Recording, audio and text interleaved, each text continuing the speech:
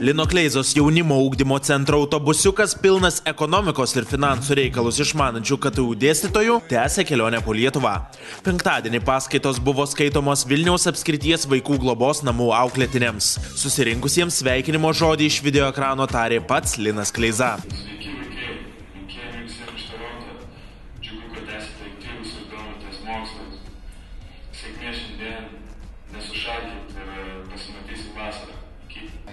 Čia jau didžiausia buvo jo tokia viltis kažkiek tai, bet ar pamatyti, ar tą pasveikinimą tą patį, kurį jie gavo, tai be galo didelis įspūdis buvo, kai pasveikinant, tai čia visai tai mokyklai matyti turės, kaip pasigirti, kaip ir visą laiką, jie tenai kaip ir Lentvario vaikų globos namuose, kai Linas Kleiza įrengė salę, tai čia pasakoja ir į naudą be abejo tą salę išėjo, labai yra gerai. Tradiciškai iš pradžių jaunimas supažindintas su finansinės atsakomybės ir ekonomikos pagrindais, o vėliau buvo žaidžiamas verslo žaidimas. Vaikams labai patiko, vaikai gavo labai gerų įgūdžių gyvenimui, kurių jiem, manau, tikrai prireiks, kas liečia pinigus, kaip reikia mokėti elgtis su pinigais, kaip juos panaudoti, apie biržas, apie viską gavo, be galo gerų įgūdžių.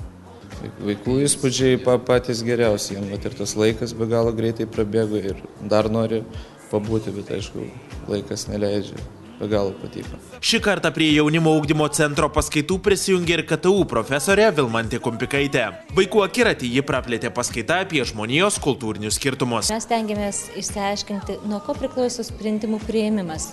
Kaip susitikus grupinis sprendimas gali skirtis nuo individualaus sprendimo.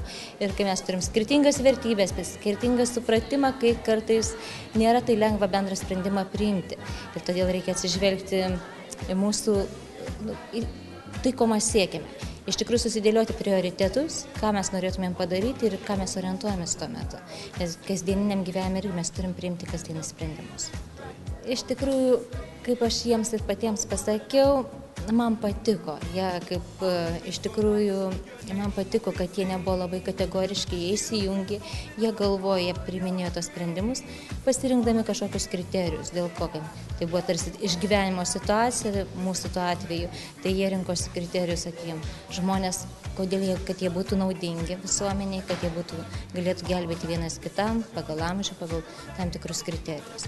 Nenuėjo kažkokius stereotipus tiesioginius, iš tikrųjų labai kūrybingai ir gražiai mąstė. Kita Lino Kleizos jaunimo ugdymo centro paskaitų vieta – Šiauliai.